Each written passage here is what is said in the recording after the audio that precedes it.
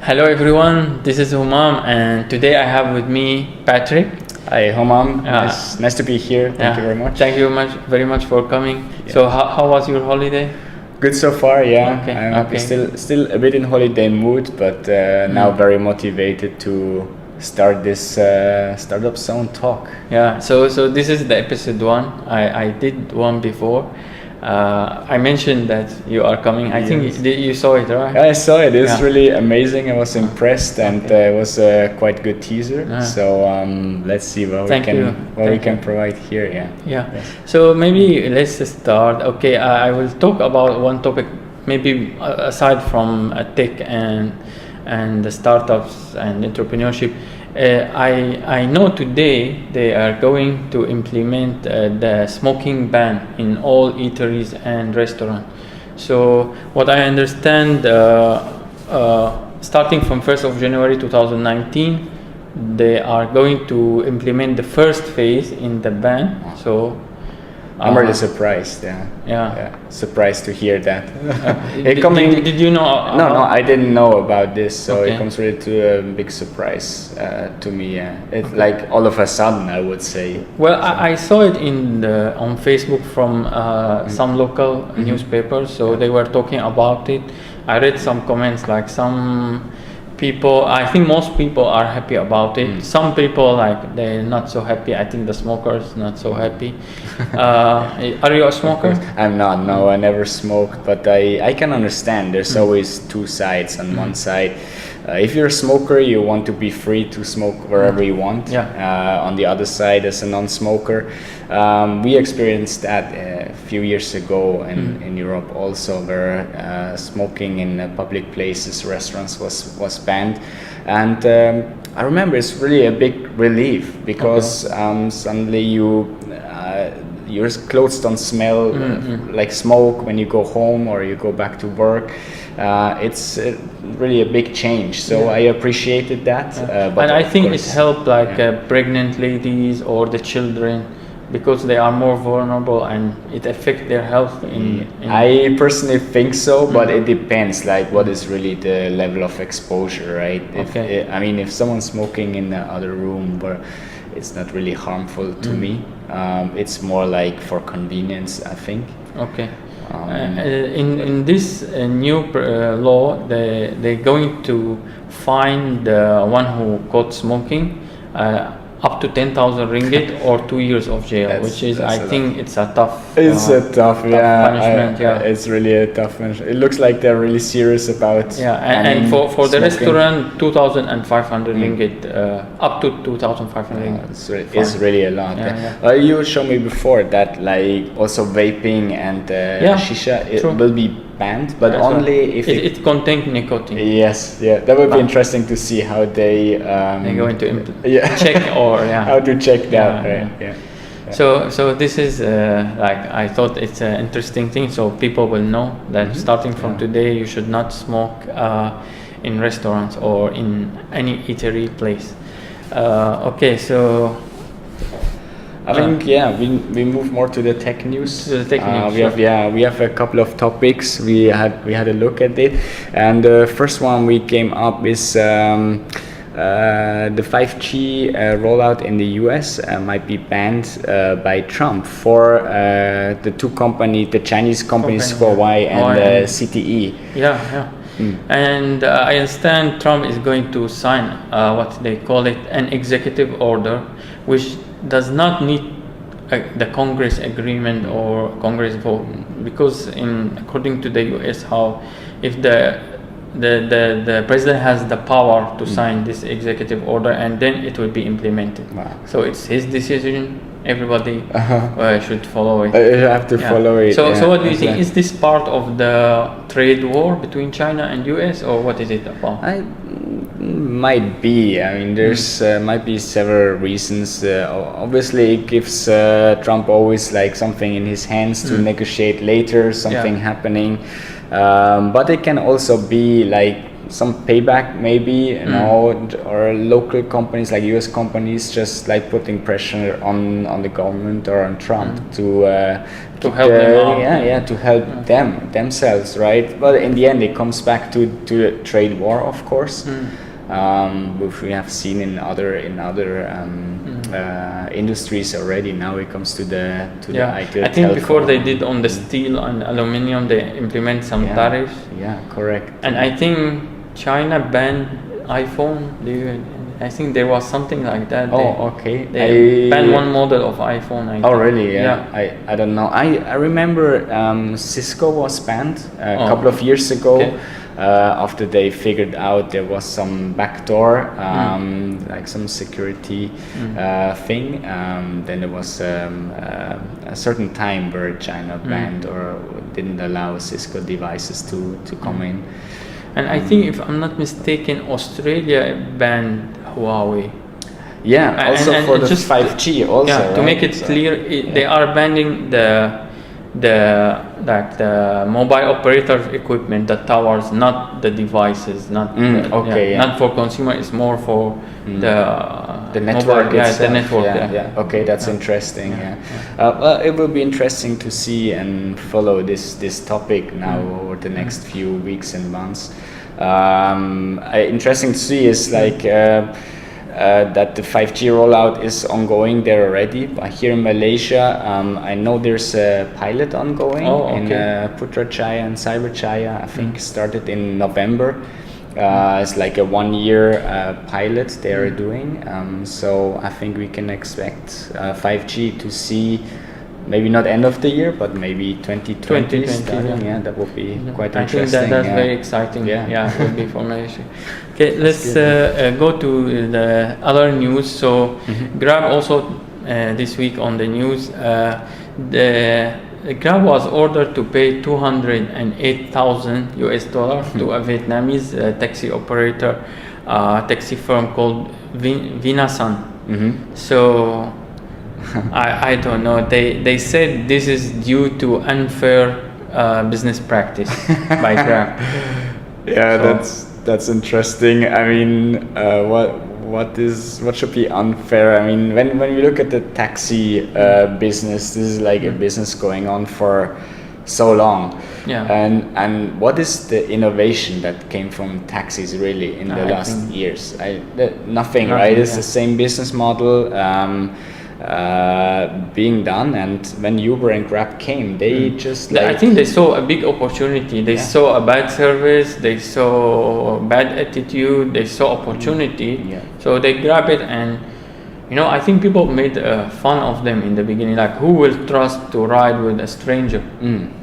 But you see, people trust to ride with strangers, but they don't want to ride with the taxi driver. So I can understand that, like, well, we saw that like throughout the world with Uber or with Grab also, that the taxi drivers for sure were not happy about that. I was always wondering what prevents the taxis themselves or the taxi companies to develop an app that can help people to get a taxi faster at the place, at the location they are. Nothing prevented them from doing that too. What I liked about Grab is that they added the taxi drivers, so they included them. They included. So when you order now, still today, when you order Grab, you can also choose to get like a private driver, a taxi. Well, for them, it's not about they are included; it's about the fare. They can make more money in their old model because they won't even stick to the meter. They will, you need to haggle the price. For a 10 ringgit trip, they will ask you 50 ringgit and ridiculous things like that. And you had no choice before, right? You just had to do it. And now, of course, there's competition. And then when there is competition, that mostly improves the product and improves the service. It's good for the people, I think. Okay, so another news we have. That is also a quite interesting one. Facebook is developing a cryptocurrency so to transfer money in WhatsApp. Okay. I mean, this is especially interesting because Facebook banned cryptocurrencies ads before on their platform. Before that, they banned it from their platform, and now they're coming up with their cryptocurrency. And I think they hired the former CEO of PayPal. I'm not sure what is the new position for him in Facebook, but they hired him, so it's clear we will see a Facebook, some sort of a Facebook cryptocurrency soon.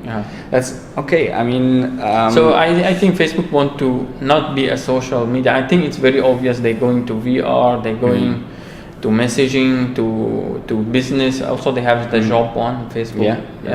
Not job. Facebook work, where it's like Slack, but it's it's for businesses to communicate. Even for dating, they're going for the dating industry. So I think they also going to fintech. But if you compare it to something like the Chinese WeChat, right? It gets more closer to that. It gets more comparable. This is the new model. And we discussed once before about WeChat also. You can pay in WeChat you can do anything on a long time. So it absolutely makes sense that Facebook has like payment system. If you do it in cryptocurrency, why not? Makes it maybe more secure in the end also. I like to see that, even though I'm not a Facebook user for the moment. WhatsApp, of course. WhatsApp is many say we cannot escape them now. You cannot escape Google or Facebook. Somehow they will get you somewhere. Yes, I agree. Maybe one day I will be on Facebook too.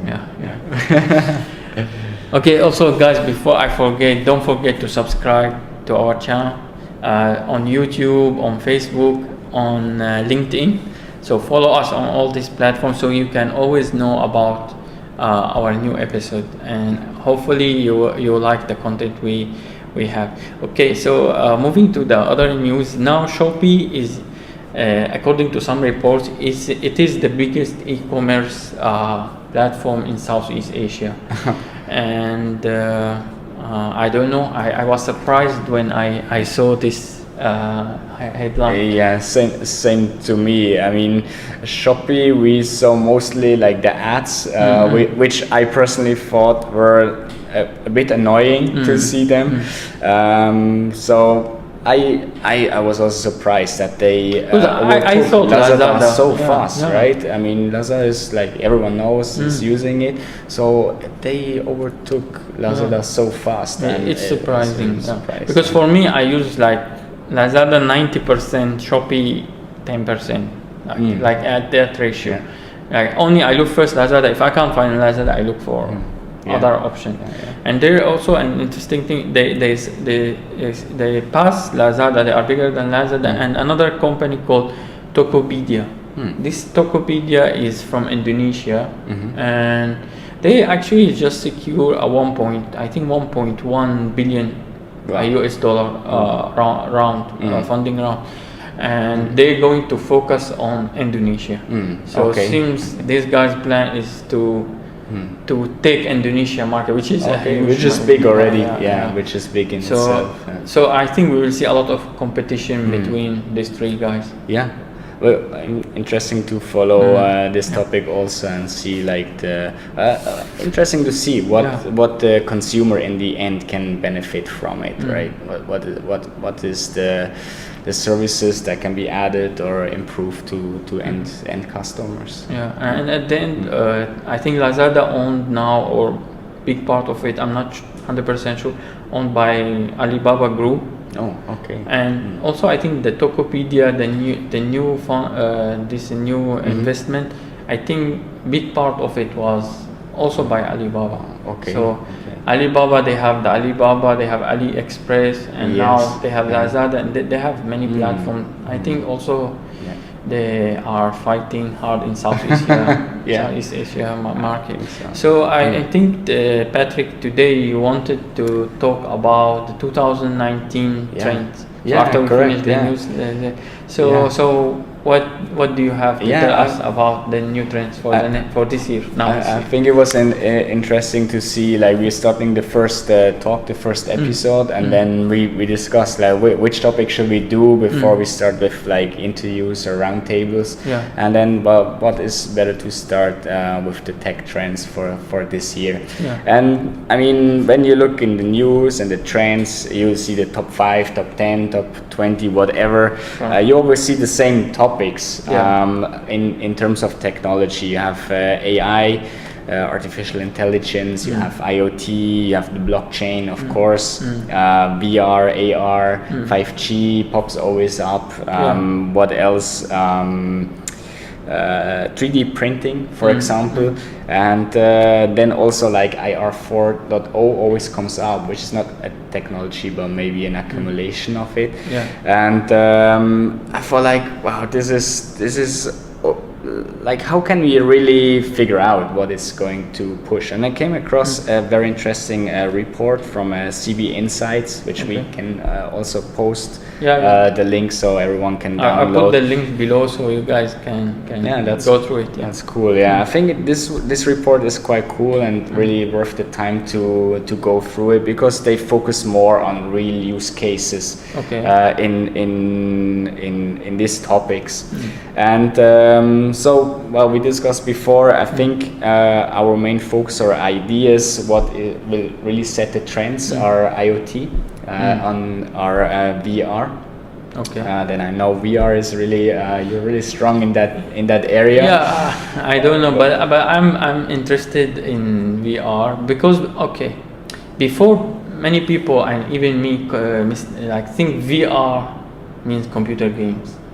But actually VR is much bigger than just computer game. I know what most get the name is the computer games, but or like video games in when it comes to VR. But actually there's a lot of things you can do in VR, especially let's say in training, in education, in retail.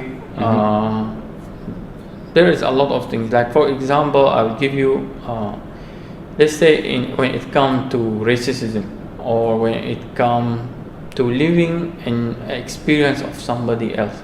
So I saw some experiences where they make you wear the VR set and live, let's say, the life of a black person, and see how they are harassed, how they spend their day at home, when they go to the street, how people look at them, what people telling them, how, let's say, if police approaching them, how they deal with them. So it is, I think, an opening mind experience that if you see a news report about, let's say, a black guy in US has been shot, or if you see a report about a refugee or a foreign worker, how they are abused, maybe it's not the same as if you experience it in VR. It will give you a new perspective.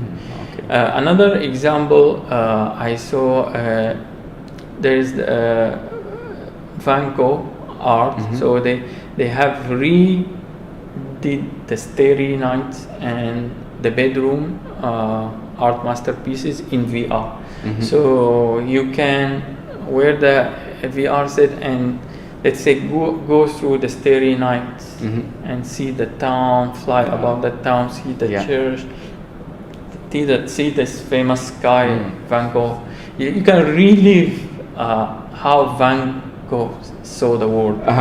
So I mean, you have 2D paintings that become like 3D. Actually there is an artist who repainted the whole thing in 3D using the VR set, also some VR tools and some software, and then he redraw the whole thing, and then when you experience it, you can see it in VR.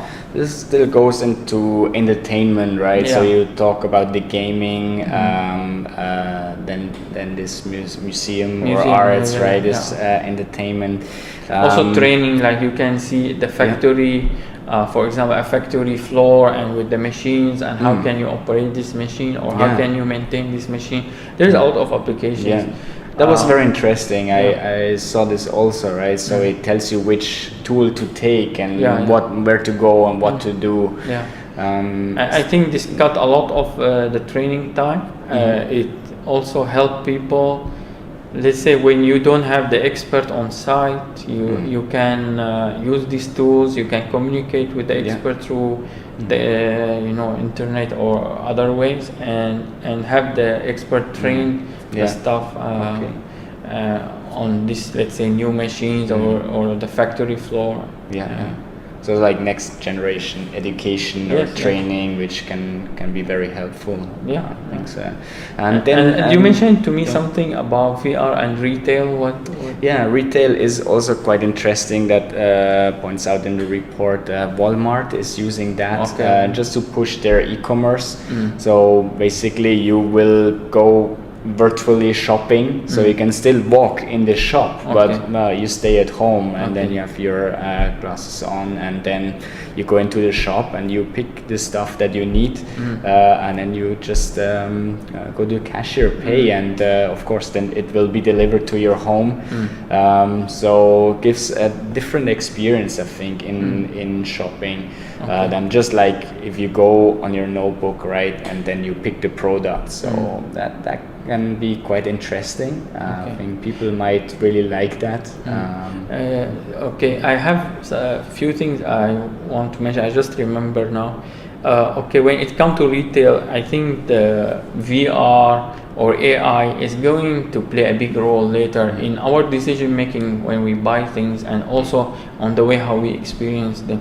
I think Amazon, they have a device. I can't remember the name now. I will put a clip of it later. It's connected to Alexa. So for example, you can stand in front of it. It take picture for you. You can take picture, and then it will show you how the clothes will look like on you. Yes. And then let's say you try two pieces of clothes. Yeah. I think women will be. And then it will tell them which one fit them more, according to their face, to their body. So there is an algorithm which study their feature, and will tell them, okay, this dress fit you more compared to, sometimes like your wife or your girlfriend. But I think I would like that. You don't have to go to the shop, right? And you can try a lot of things very fast, right? By just a click, it change maybe the color, things like that. And then based on that, you will see like this is, I think, better than any advertising campaign ever done, because you will see Amazon recommending you, this dress or this T-shirt fit you according to, because they scan you before, right? So they know all of these things. So they will now recommending what fit you, what according to their algorithm. Plus, actually, they have experts who will do this manually. Will tell you, okay, this T-shirt, this new dress fit you very well. It give you like better looking or 80% rating. They will give you a score actually. But I think this is also a very good example how I also think like these technologies merge together, right? Because now you just said, okay, this VR, but it's also partly, or it is not partly, it's a big thing in AI. So there's I think a lot AI of definitely things coming in. So I think these technologies that we just mentioned before, they will all merge together, and I think 2019 will be exciting in this area, that you don't focus on one thing only, right? It's like, this is a VR project, or this is a blockchain project, right? But things come together and build something more interesting and bigger in the end.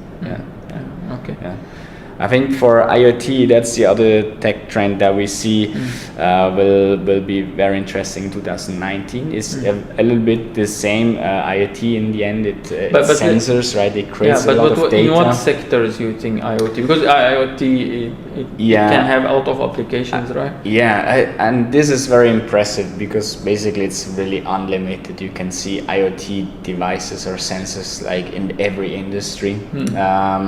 But of course, some are very interesting. Some are already here. We're using it. Like the mobile phone is the biggest IoT sensor, if you want.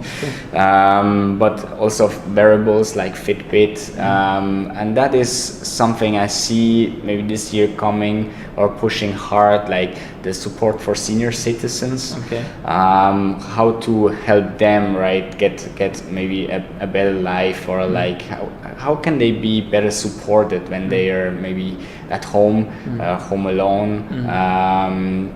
There's some device out that study the behavior and then can figure out something is wrong already before it happens. Okay. And of course you have a lot of sensors like measuring different things, heart rate, heartbeat. Because also I blood think pressure, there is things a like shortage in like, let's say, people who they are taking care of elderly people in many countries. Yes, there is, and I mean, especially in countries, in bigger countries, right, the size, like also in China, saw that in Malaysia,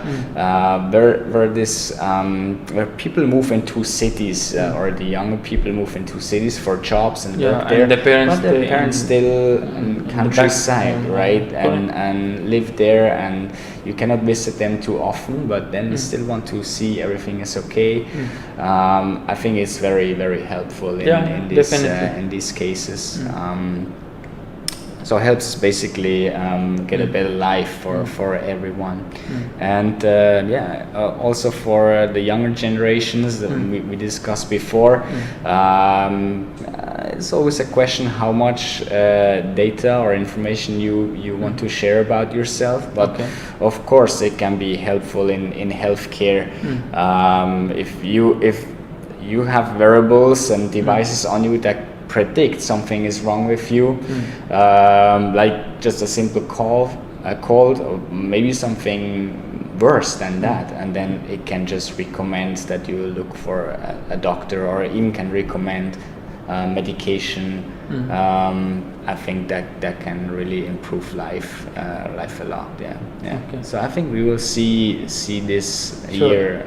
So a lot, from what you say, a lot will go to the healthcare, to the senior citizen, to healthcare in general. Yes, yeah.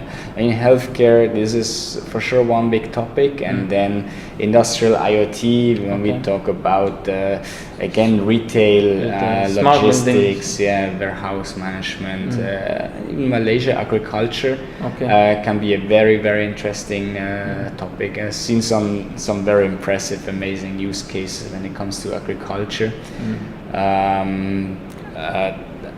That, I mean, again, the use cases are unlimited, and that's why I also believe that with IoT is really a big topic this year. Yeah. I think we will see amazing things this year.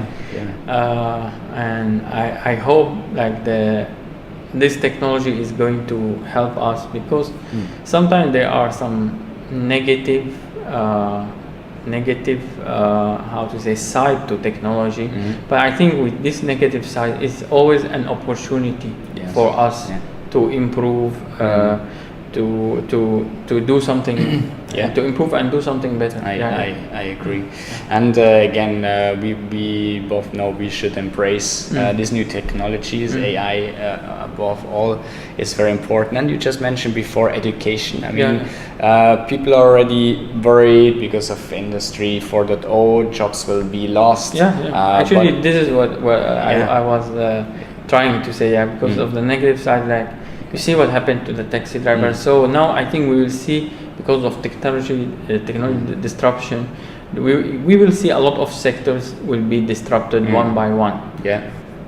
That's why they need to adapt to new technologies, be innovative, improve experiences. Like now, you see what happened with e-commerce and how it's improving. But let's say when we go to the shopping malls, are they improving the shopping malls? Before, the shopping malls and retail complain about e-commerce taking their business, but they're not improving the experience. Like the experience is not that good, from the parking, from all of this aspect. But and instead of improving, they're just building new malls and new malls and new malls, which is, I think, it's not doing their industry any good.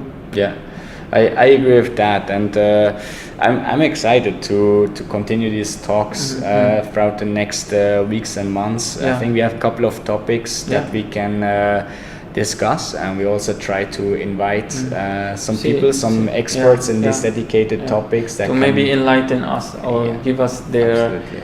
day-to-day experience. Correct. Yeah. Yes. Yeah. Okay, so that was for the 2019 tech trends, and I think also I would like to talk in this section about some events, interesting events going on in Klang Valley and KL. Okay. So actually, co-working space, they have a networking event. It's called Work Block Party. It's happening on Friday, 4th of January, which is my birthday. Oh wow, that's good. Yeah, Can remember they're not that. doing the party because of my birthday, but it's happening as a coincidence on 4th of January at Work Subang Jaya. Okay, that's great. And then there's another one in Common Ground Bukit Bintang. That's on January 9th. That's a CEO chat session. Christopher Davison, the CEO and co-founder of BigPay. Okay. I think that will be quite interesting one. Actually, I use BigPay. I like it actually. Okay, yeah. that's I think it's one of I'm not doing advertisement for them, but I think it's one of the best wallets in the market now. Especially they will give you a debit card. So the debit card is automatically linked to your wallet, so you can go to a shop, buy with the card. You can buy online also with the card. So even if that service does not support their wallet, you still use the debit card. So I think it's a good feature. Will be an interesting session, and if I will be there actually. I'm attending the. I try to be there, so it would be cool to see you also there. Yeah. Very nice to meet you. Then Thank you. Yeah, thank you very much for joining us. I think that's all for today. And please don't forget to subscribe and like our Facebook page and follow us on LinkedIn. So also appreciate any feedback and inputs that you have, something you like to hear or see over the next few talks that we have. Greatly appreciate that. Just comment anything, positive, negative. You like us, you hate us, just write that. We don't mind. We accept any feedback. Great. Okay, cool. Thank you very much. Thank you very much, and see you in the next episode. Have a great day.